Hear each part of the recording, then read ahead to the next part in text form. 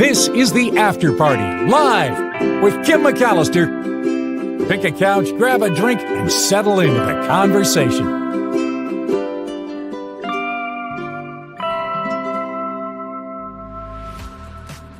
Hey everybody, it is Aloha Friday on the After Party Live. Thank you for being here. And I know the Mark Thompson show ran really, really long, so we have the pleasure of welcoming Tim Sika right at the beginning of the show. Before we get to that, I do want to say it is really, really raining in many parts of the Bay Area, including here in the North Bay. So I hope everybody's safe and that everyone's okay. But yeah, it's really coming down. We have a steel tile roof, so it sounds really loud. Maybe it sounds worse than it is, but it sounds like the world is ending outside. All right, it is time for one of my favorite parts of the week, At the Movies with Tim Sika. Tim, you've got so many good movies on tap today.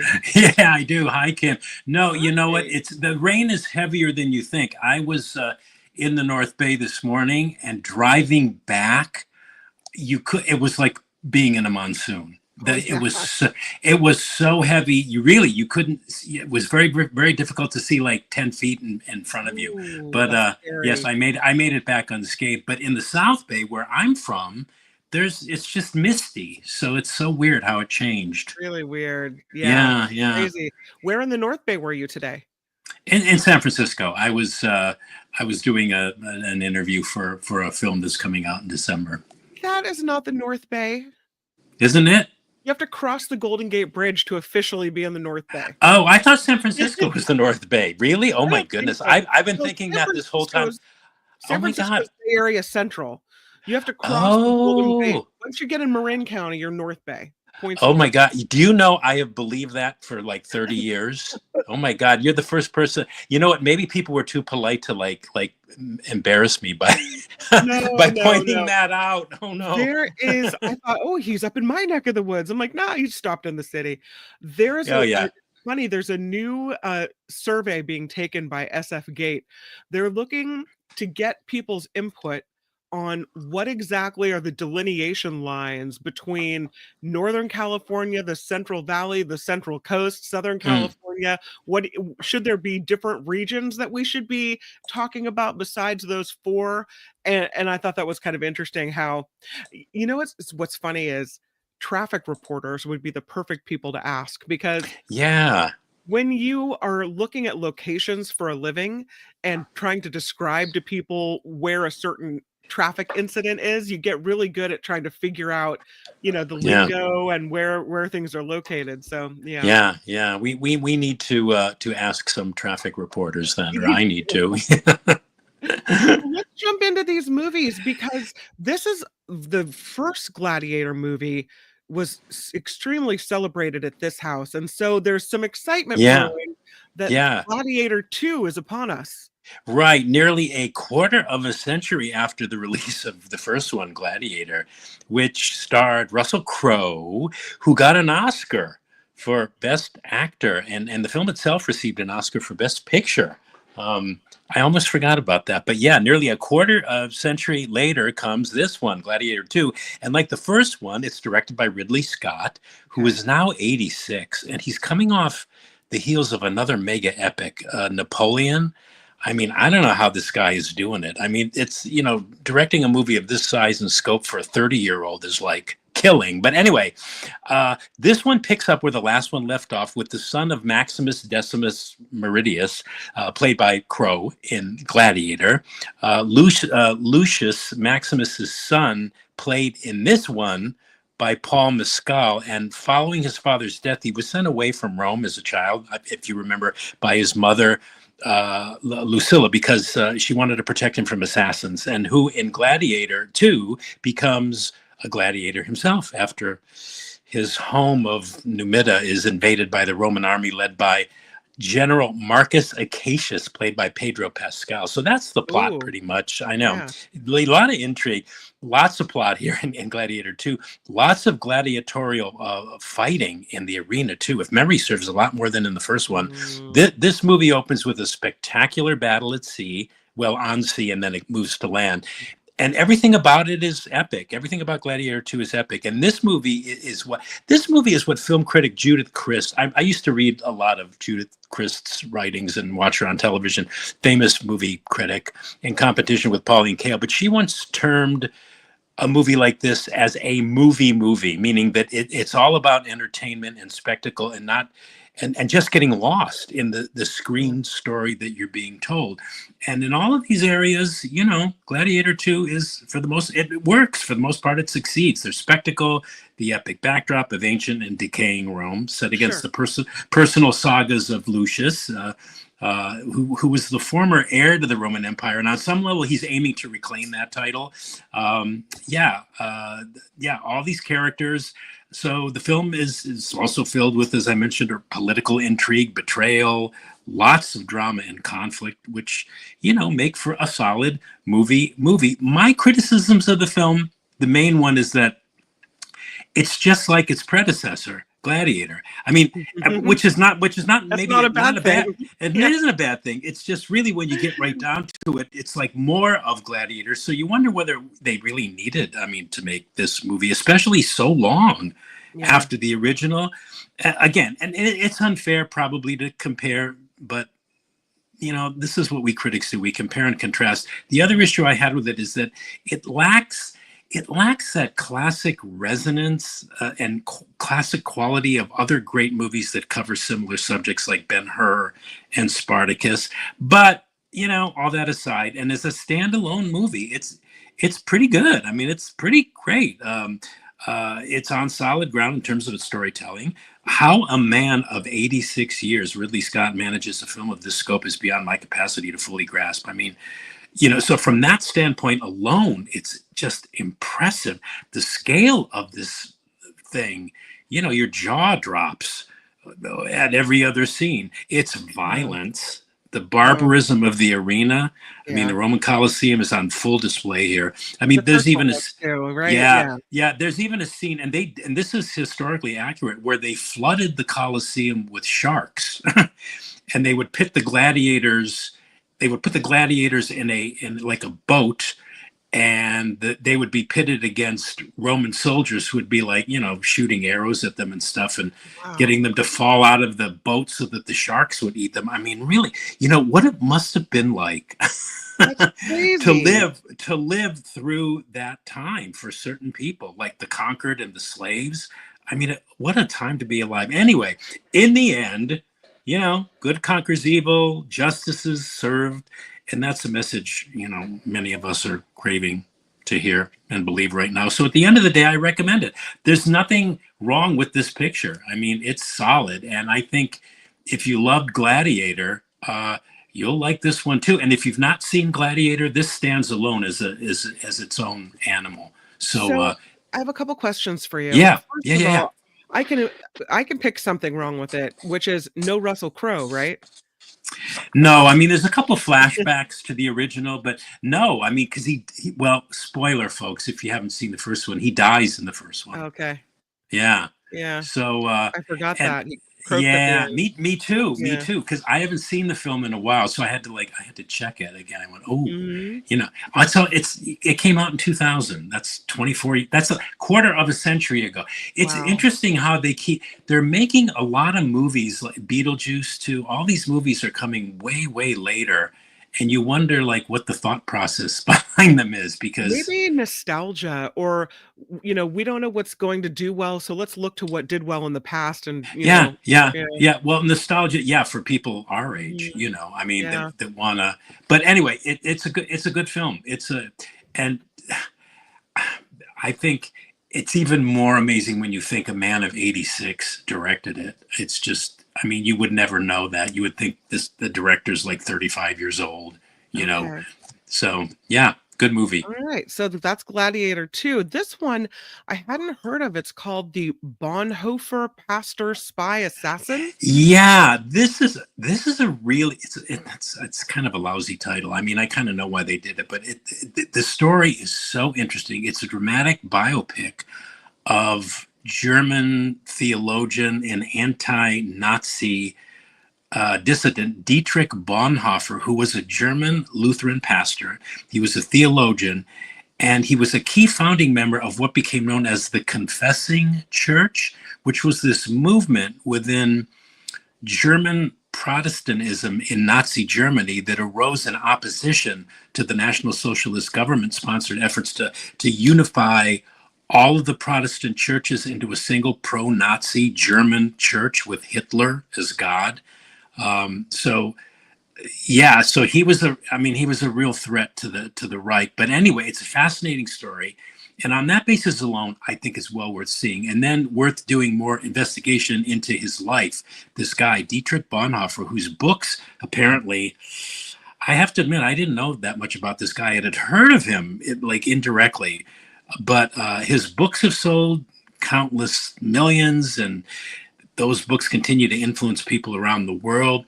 And he had, the thing about this guy, he had that uncanny ability to see beyond the dogma of religion and to zero in on the religion's essence and the very component, the very thing, the very element, whatever you want to call it, that unites all religions, that all religions have in common. The thing that binds them all together. So this movie is about his life. It's mostly about the failure, the dismal failure of the church to oppose the Nazis. History shows that in hindsight, the church really did at best next to nothing in opposing Hitler, in helping the Jews who were being slaughtered, and, the Third Reich in general, allowing it, to rise to the surface and flourish. But Dietrich Bonhoeffer didn't. He said there's no way, and he paid for it with his life. Living by his own creed of silence in the face of evil is evil itself. The print I saw was simply titled Bonhoeffer, but apparently the movie's being released as Bonhoeffer, Pastor, Spy, Assassin, presumably because it tells you more. I mean, the distributors probably were thinking, well, people aren't going to, what's Bonhoeffer? People are going to go, what is that? Who is that? And I still think the releasing title is a bit clunky. But throw out the word spy and assassin in there. And all of a sudden, you've got a whole new group of people who will click on that. Right, exactly. So, the one thing that drove me nuts about this movie, though, Kim, is the style. It's done in that History Channel manner of like soaking the film in this florid, overly dramatic, depressingly predictive, like musical score that pounds in your head and warns you at every turn that this is going to be intense and maybe even depressing. This movie, it's a style which can only be described as hysterical and overwrought. The History Channel does it when they do biographies of people. I know why they do it. I think it's something that they think is going to like pull people in that maybe otherwise wouldn't be interested. I mean, they really gin it up when they do that. But the film's powerful scenes, the philosophical and religious polemics, some of the dialogue exchanges about the nature of a movement and resistance to totalitarianism, which frighteningly parallel what's going on in the world right now, and the life of this man, Dietrich Bonhoeffer, on balance, make this a very recommendable movie. It's just interesting. I mean, it's amazing that this guy stayed alive as long as he did, while being anti-Nazi in Germany. Yeah. And then this one? It's in theaters. It's a longish movie. I think it's like 2 hours plus, but it's never less than interesting. You keep watching it because it's so fascinating.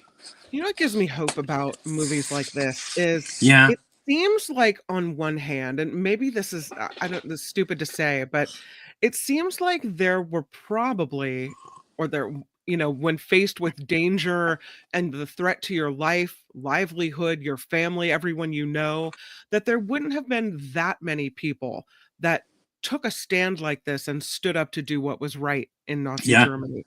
Yeah, there weren't. At every turn, though, we learn about them. From a man who helped them in his factory, Schindler's List. Right. The first time I ever heard of Schindler was when the movie came out. I never heard of this guy, Bonhoeffer. So it seems like, there's always a new movie coming out highlighting someone that was extraordinary during this time. So there may have been a lot more of these folks that stood up than we ever realized. Yeah, a lot of stories still untold. I've seen so many Holocaust movies and have read so much about that period in history. But again, like, yeah, just what you said. Mm-hmm. A guy like this pops up. I kind of heard about him, but admittedly, I really didn't know the extent of what he did, Sure. the danger he kept putting himself in, and his bravery was just, and maybe that's what kept him alive. You know, the Nazis were just, you know, they couldn't find a way to kill him earlier than they would have liked to, because he was so committed to his own convictions. Yeah, it's just a fascinating story. Fascinating story. A lot of good people in the world. It just despite it all, right? Gives you hope. So this movie, I have to tell you, I was reading a BBC review. Yes, for your review. Yeah. You know what? It's so interesting because the hype on this movie and the marketing on this film has been just insane. It's like Barbie on steroids, right? Totally. Everywhere you turn, there are interviews with these two. And they deserve all the attention because they're amazing performers. But the BBC review, I'll tell you what it said before you get started. Wait a minute. Wasn't it something like they thought it was like too self-important or drawn out or something? You got it. Too self-important. And they were shocked that it was so long and it's only part 1. So it's not even, you don't get the full play even. They've broken it into 2 parts. No, you don't. But I'll tell you what, you don't. It's such a standalone movie. You can see why they only give you part 1, because for one, it's long, but they couldn't have done it any other way. And I was skeptical about that too. But anyway, yes, we're talking about Wicked, right? Wicked. And I think Wicked is the first film of this year that I've actually seen twice in the theater. And I'm glad I did. If for nothing else, then, you know, every time I do this, it reminds me of how giving a film a second chance can reveal things that you might have missed the first time around, get you to see it and experience it in a different way. It's always same film, but the circumstances surrounding the viewing, different. So anyway, I should say, for people that don't know, probably everybody knows this already, but for those who don't, Wicked is a musical. It's a traditional book musical, which means that characters in the beginning, middle, or end of a scene might break out into song to express emotions, to reveal more of their characters, or propel the narrative forward. And it's based on the still running on Broadway show. I didn't realize it was still running on Broadway. I think it's like in its 15th year.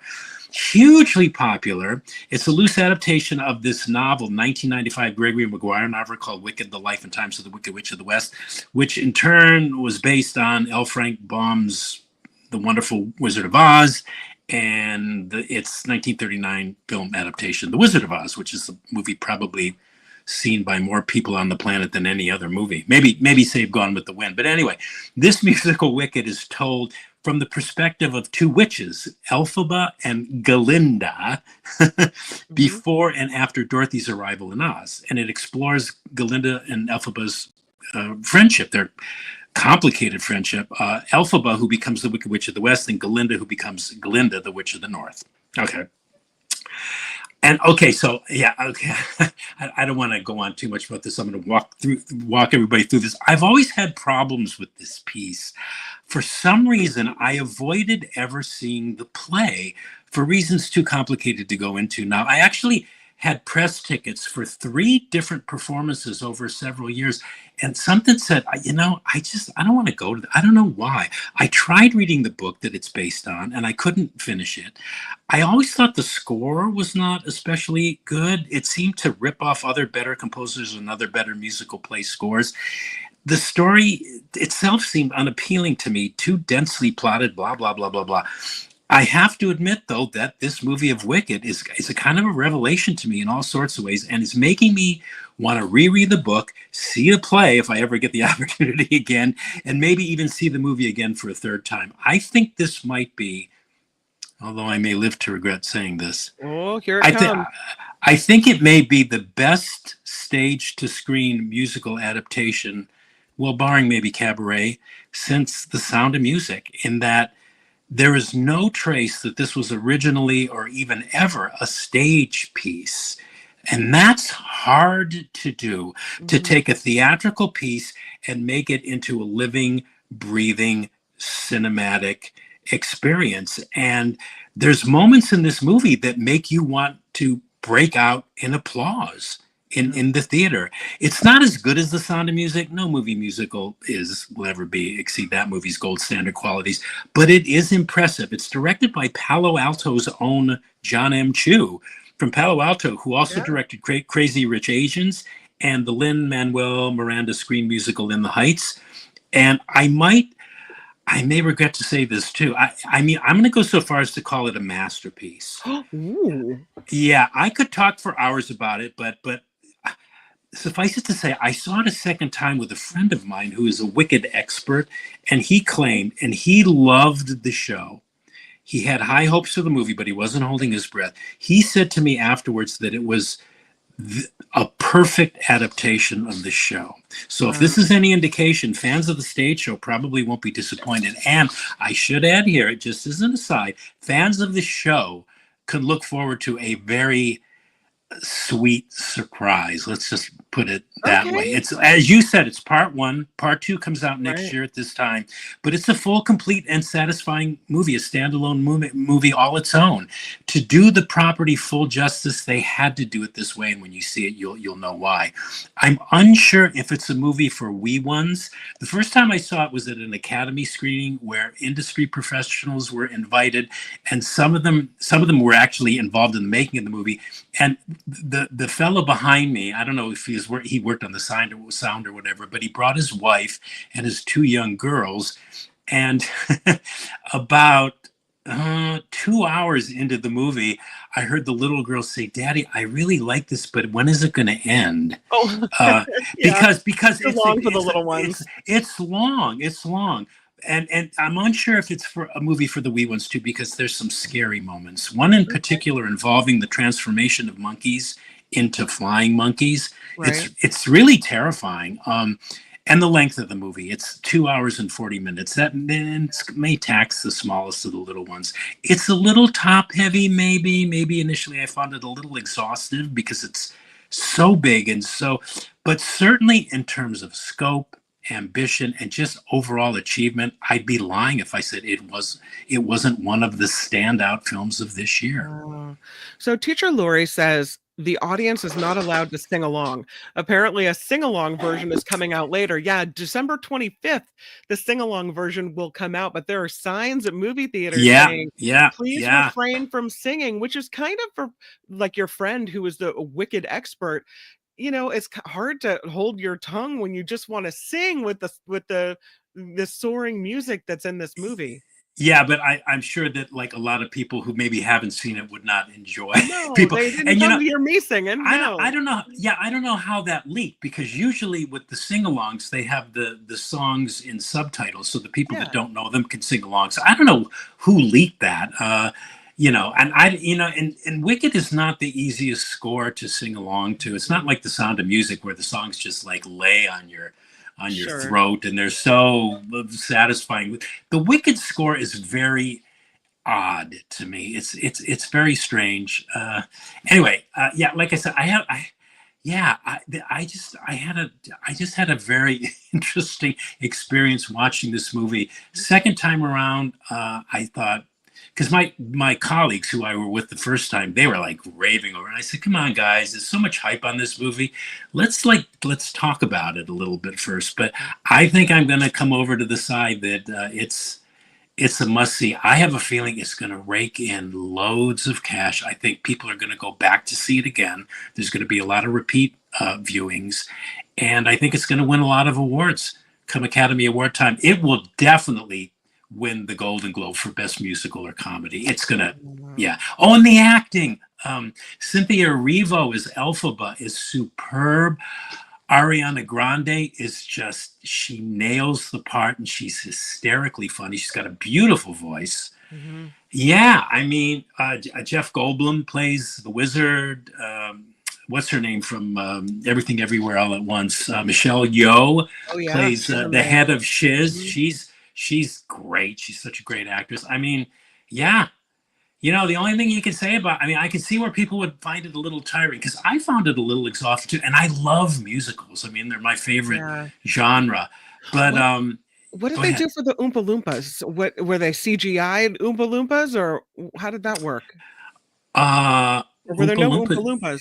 No, you're thinking of Charlie and the Oh, sorry, I'm Chocolate thinking of Factory. I'm sorry, the Yeah. midgets in the Midgetville. I don't know what to call them. The little people. Oh, the Munchkins. Yeah, the Munchkins from Munchkinland. My Well, apologies. actually, in the play, as far as I know, I like I said, I never saw the play, but I read the synopsis of the play. I think there's only one Munchkin character they're referred to, but we only really see one. So, yeah, no, it's really not a Munchkin story. The Munchkins are referred to, and there is one Munchkin, I can't remember his name, who's falls in love with one of the other characters. But yeah, yeah. I mean, it's I just trotted out every movie with little people in it. Sorry. yeah, yeah, yeah. So yeah, the other thing about this piece too, it's kind of a tragedy. It's like a Shakespearean tragedy. There's all this stuff going on with Elphaba, and she really, so far anyway. And I'm not going to give it the way how the second half goes, but when watching the first half just alone, you realize that she was like set up her whole life. And if she does, if she does turn evil, which obviously she does, it was really through no fault of her own, but through society's almost, because she was born green. She was an outcast. People made fun of her. Then when she goes to see the wizard, she finds out that the wizard is lying to her, wants to use her powers. So the first part ends with her sort of taking off and going, nobody's going to manipulate me like this kind of thing. So it's kind of tragic. I mean, and the movie was resonant too, because it's about institutions and how leaders lie and misrepresent the truth and give out disinformation. I mean, I'm watching this movie, I'm going, God, it's like what we're living through now, in the US with our politics. Absolutely. So much of this is, yeah. So anyway, I people have to go see this, Okay. That's a great recommendation. All right. The next one you have is your streaming recommendation for the week. And this is called Pretend It's a City. Yeah, I'm trying to catch up with some of the great stuff that's streaming. And by happy chance, and thank God, I needed this so much this week, I came across this limited documentary series on Netflix called Pretend It's a City, which just made me laugh. And boy, did I ever need to laugh this week.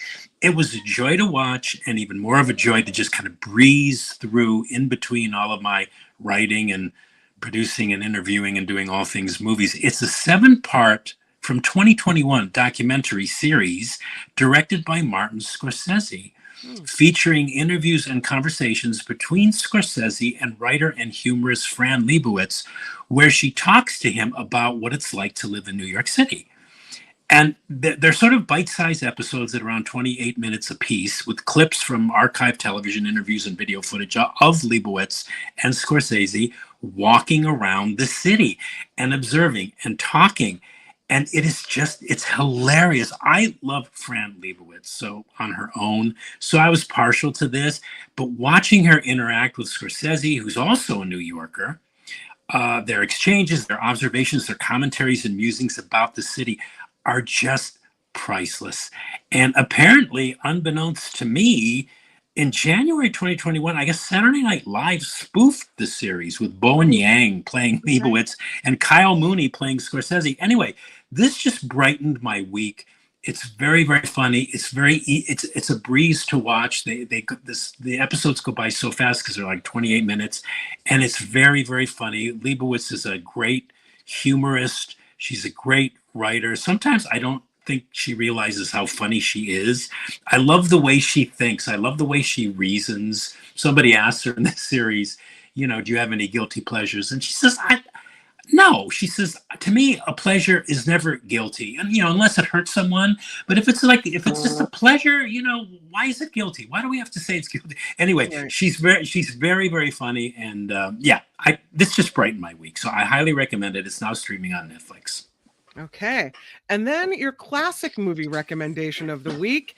And this one surprised me that you chose this, but if we're not ready to let go of all the politics stuff yet, go into JFK. JFK. I'm recommending JFK. I think it's a great movie, but today is November 22nd. Today it's the 61st anniversary of the assassination of John F. Kennedy, our nation's 35th president. So I thought it would be great to recommend Oliver Stone's drama about the JFK assassination, but his version revolves around New Orleans District Attorney Jim Garrison, played by Kevin Costner. He's in the poster there. And his unsuccessful 1967 prosecution of local businessman Clay Shaw, played by Tommy Lee Jones, for complicity in Kennedy's murder. I find JFK not only a great political thriller, but a masterful piece of filmmaking. It was co-written by Oliver Stone as well. He directed it, who pulls off this amazing filmmaking feat by transforming the dry minutia of every John F. Kennedy assassination conspiracy theory of the past 6 decades into absolutely riveting and thought-provoking screen material. It's a 3-hour film. It should not work. It jettisons any recognizable dramatic structure in favor of almost non-stop dialogue exposition, and yet it is absolutely riveting from beginning to end. If you've never seen it, see it now. See it today on the anniversary of JFK's death.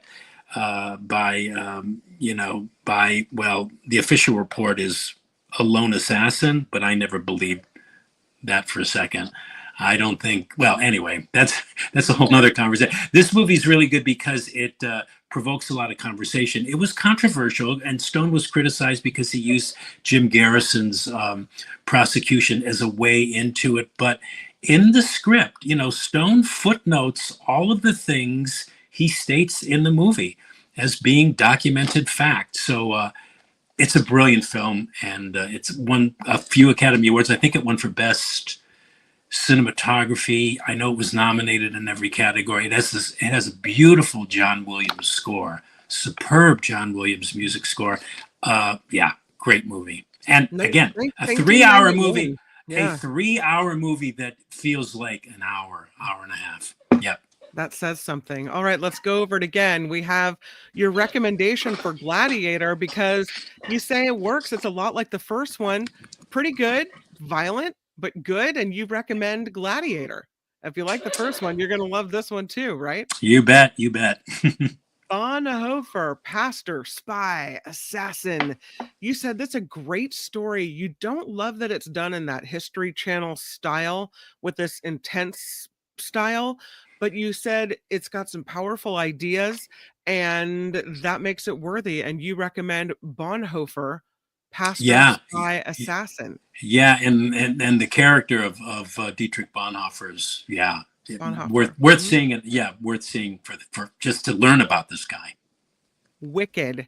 You said it may be the best stage to screen musical adaptation ever. Moments that make you want to break out and applause in this one. You called it a masterpiece. It's going to take in, you say, likely loads of awards and loads of cash. You've got to see Wicked. Yeah, boy, listening to you quote me, I think I sound like I'm part of the hype. But I can't help it. Yeah. If you didn't love it, you would have gone the other way. So I have to take it. This is good. I can't wait to see this one. Streaming, you said Pretend It's a City is hilarious. It's streaming on Netflix. It's musings about New York. It brightened your week. It's easy to watch, and you recommend this one streaming on Netflix, Pretend It's a City. And the classic movie recommendation from Tim Sika of this week, RFK, the 1991 Oliver Stone version. Great political thriller. You said it's a masterpiece of filmmaking. The 3-hour movie that shouldn't work, but is riveting from start to finish. You said you should see it today because we have an anniversary upon us. So it's a great way to mark this occasion. RFK. JFK. Yeah, I was going to say, I wonder what you were talking about with Mark earlier. Exactly. Yeah. Yeah, really. Oh my God. I have RFK on the brain. JFK. Yeah. But hopefully no worm. Anyway. No worms. No worms. And there it is. Tim Sika. You have done it again at the Movies with Tim Sika. It is an absolute pleasure. Oh, thanks, Kim. Yeah, I love coming on every week. I'll talk to you next week. You have a great weekend. Bye. Bye. at the movies with Tim Sika, everyone. Well, the show has run a little late because the Mark Thompson show ran late, but there was a story that I wanted to play for you guys. And this one is one of those things like Tim was just talking about, um, things that make you happy. This is one of those things that brought me a little bit of joy. And I found this on Facebook, but check this out. This is a video of dolphins leaping in bioluminescent waves, and it's incredible. Comes with music. It's kind of calming. Check out these dolphins playing in these waves.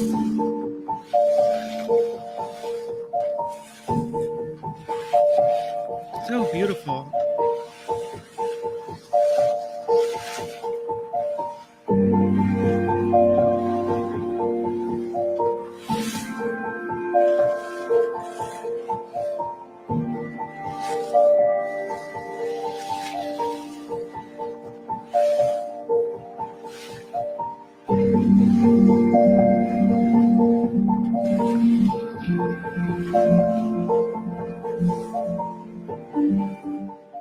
Yeah, I thought it was worth checking that out. That's from Scripps San Diego. Oops. And I will tell you that it's a lot happier than the next story about dolphins. There is a dolphin, and this story comes courtesy of Phineas. It's a solo dolphin, and it's the saddest story because this dolphin, well, they're very social creatures, right? This dolphin is swimming around in the world solo, all by himself. There's no other dolphins around, and apparently spends his days talking to himself. I know, it's a little bit sad. That's why we started with the really great video of the dolphins on the waves. But this dolphin has been recorded talking to himself because he has no one else. They've named him Dell. They say he might possibly be the loneliest dolphin in the world. He spends his time with no members of his species around. He chats to himself to pass the time. This is this bottlenose dolphin that ended up in the Baltic Sea with no friends. He's really confused scientist though, because he's rolling around the ocean on his own, which is really not like this species. He's drifting into the Svenborgsund Channel in Denmark, which is very outside the range of where these creatures usually are seen. These are really sociable animals. They have signature whistles. They greet each other with them. They talk to each other. They play with each other. He's whistling, but he's only whistling to himself. So sad. Thank you. Scientists have recently investigated the unusual behavior of this animal. They're using underwater recording devices to pick up the noises that Dell is making. They found the lonesome dolphin surprisingly vocal. His calls lacked intentionality, no recipients for his signals in the channel because he's by himself. So they say that if you didn't know he was alone, you might think that the recordings that they caught were a group of different dolphins, 3 different dolphins, because it's unusual for a dolphin to produce these sounds without anyone else present. So it's like he's talking to himself and answering as well.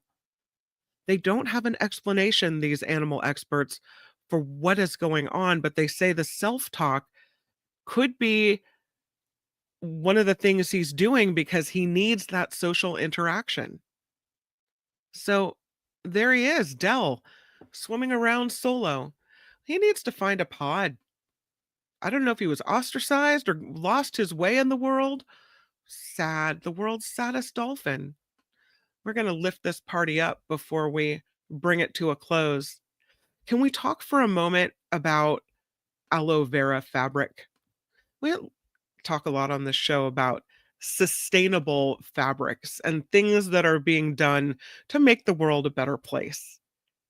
And who knew that you could make fabric out of aloe vera? This is a plant that grows without the need for chemicals or fertilizers or additional water. So it's very sustainable. This aloe fabric is sheer, washable, has a wide format drapery textile. It's made of 60% aloe vera and 40% organic cotton. So they say it's more sustainable than conventional textiles because aloe requires no pesticides, uses less water during cultivation than other plants, especially cotton. It utilizes waste leaves that accumulate as a byproduct of extracting aloe vera gel for the cosmetic industry. They say it has a unique light filtering property, makes it great for sheer curtains.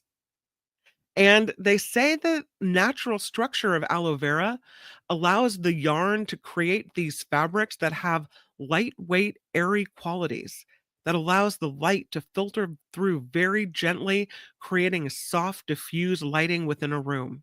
It gives a space kind of an ethereal, contemporary glow. I'm down for aloe vera curtains. I'll do that. Sustainable and cool looking? Sure. They came across the idea because they were looking for plant-based fibers that could reduce environmental impact, but still look really nice and offer a high performance. So that's good. So they've developed this yarn. The process involves working with the leaves of the aloe vera plant after the gel has been extracted for use in other industries. Then they press the leaves, they shred them, and they spin them into this fleece like material that then is spun into yarn. So that's how they do it. And there you have it, the aloe vera fabric. All right, let's take a look at Lotto of the Day. So I always love to talk about some winners here. This one is weird, and it paid off for this woman. I don't think I would ever do this. I would think one ticket would be enough. But this lady bought 18 identical lottery tickets and she won 18 times. So confident about her numbers that she slapped down money for 18 exactly the same tickets, identical tickets. She won $180,000. This lady is from Yakima, Washington. She said she stopped at Ray's Market Fresh Meadowbrook, bought 18 March 4th tickets bearing a combination of numbers that represented her birthday and the day she got a second chance at life. She checks the results and learns that each of her tickets had won $10,000. She said she shrieked when she found out. Her granddaughter ran into the room to check on her and then reviewed the tickets to make sure that she really did, yes, win $180,000. What will she do with that winning? Well, she's going to share it with family members in the United States and in the Philippines. So it was a great win. 18 tickets. Boy, you really love those numbers, right?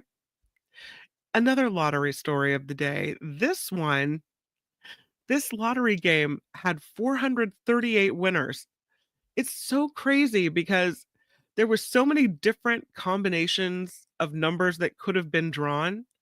But for the second time this year, the DC lottery they held their DC4 drawing.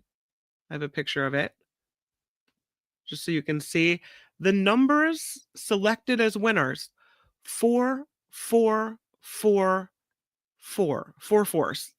For the second time this year, 4 fours are the winning numbers. Yeah.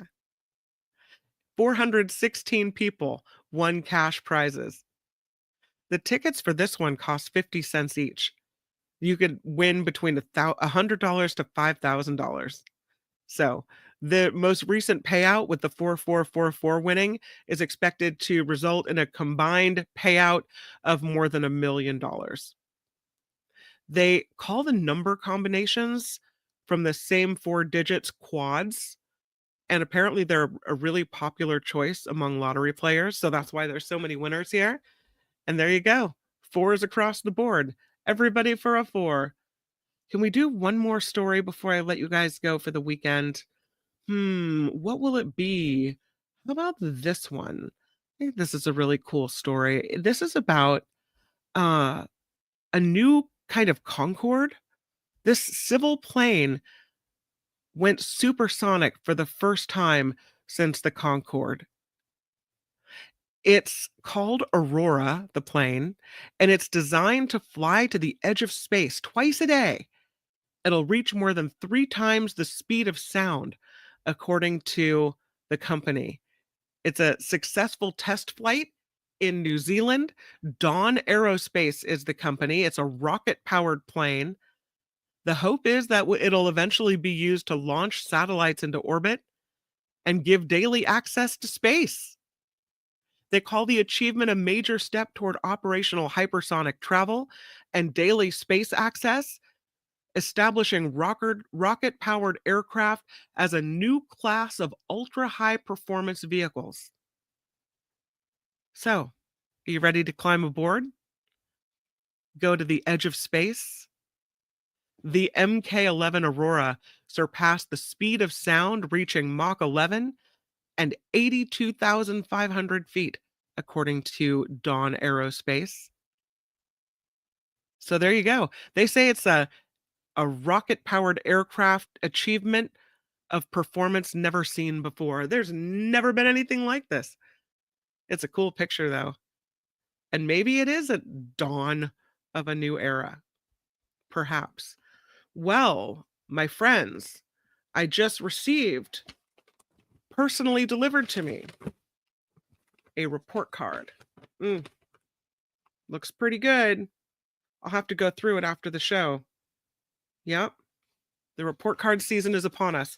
So I'll check it out. It looks like there's no big glaring things. My favorite part of the report card, always the comments. And no, she didn't really make any comments this time. Sometimes they get so busy that they don't. They put test scores in the comment box and that's all you get. But I always love the ones that write a little narrative about, who your child is and what they're good at and how they've enjoyed getting to know them. So I did say I would give the schedule for next week. Okay, so here's my plan. 2 things are happening over the weekend. The first of which, both of which involve Mark and I recording shows for Monday. So we will record on Sunday, and the After Party Live and the Mark Thompson Show will both be recorded shows on Monday. They will roll out as if they're, the way we schedule shows to come out. So it won't just be a recorded version you click on. We will stream it for you live. So there will be a chat to participate in. That is going on Monday. And then Mark Thompson will be live Tuesday and Wednesday, dark Thursday and Friday. I'm going to try to record something for Tuesday and Wednesday as well. And then this show will be dark on Thursday and Friday as well. So that is the schedule. Live show will happen with the Nikki Maduro Show, but instead of being on Thanksgiving at 5:00, right when everyone's having dinner, we've decided to do it on Wednesday this week. So we'll do it live the day before is the plan for that. Hopefully the plans don't change, but a live Nikki Maduro show on Wednesday of this week. So that's the schedule for all 3 shows, and hopefully that answers some questions. Okay. So Mark will be in time. On time, you mean? I don't know. Mark's show will be at 11 a.m. same time. So there won't be any change in the timing of his show, except that Thursday and Friday his show will be dark. That's really the only major change. Oh no trivia Thursday. I'm sorry. Maybe we'll do it on Wednesday. I'll put some trivia on. I'll record some trivia on Wednesday. Recorded trivia is going to be hard though. It might be something we have to do live. I'll figure it out. But okay. You want me to replay Jacob's birthday song again because it's so great. Well, it turns out I have it loaded. I will replay it for you. Do we have any birthdays in the crowd? I think you are the one that requested this originally.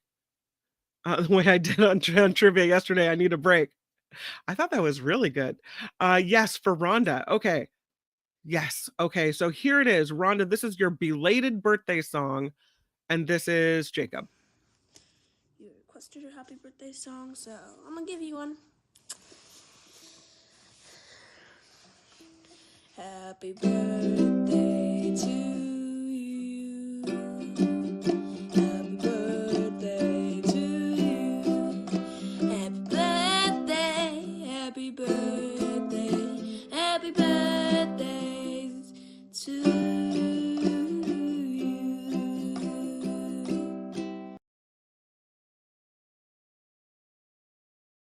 There he is. There's Jacob. Huge thank you to Wes, who started the show with a $5 PayPal contribution to the show. Of course, the PayPal information is in the About tab. There's a link. Just click on the link in the About tab here on YouTube if you're so interested. And it's also in the show description every day. So if you are so inclined, that is where you will find it. And big thanks to Wes for being such a big contributor. Thank you, Luis, for the super chat, super sticker here on YouTube. It's a $5 super chat. And Luis says, here's a virtual applause and a coffee house finger snap for Jacob's happy birthday performance. That's so nice. I'll make sure that you that he knows that you did that for him. That's really sweet. Thank you so much. Yeah, he does need a little work on that. He's more of a pianist than a ukuleleist, but he is working on it. So yeah, I don't know. It's hard to think about that right now. Julia's 15. So far, no boyfriends or anything. So maybe I'm lucky. I don't know. Yay, Rhonda, that was for you. There you go. But we'll keep it. And if anybody has a birthday, we'll play it. So yeah. Oh, look it. Oh, so you want me to send her the song? Maybe she doesn't want the song. I don't know. I will ask her. Okay. You guys have a great rest of your day. If you're in the rainy zones, stay safe and cozy and warm. I will see you tomorrow. No, I will not. It is the weekend and today is Friday. I will not see you tomorrow, but I will record something. And so we'll meet you back here on Monday for not only the Mark Thompson show, but the after party live. And since this is the last time I will have to say it to you live, happy Thanksgiving. I am thankful for each and every one of you. Members of this community lift my spirits and have kept this show going. And I'm so grateful that that you're all part of this thing we're doing here on YouTube. Really couldn't be any more grateful and have any more gratitude for all of you. Okay, have a great rest of your day. And again, stay dry, safe, and warm. And I'll see you next time. Bye, everybody. Happy Thanksgiving. The After Party Live would like to thank the following contributors and viewers like you.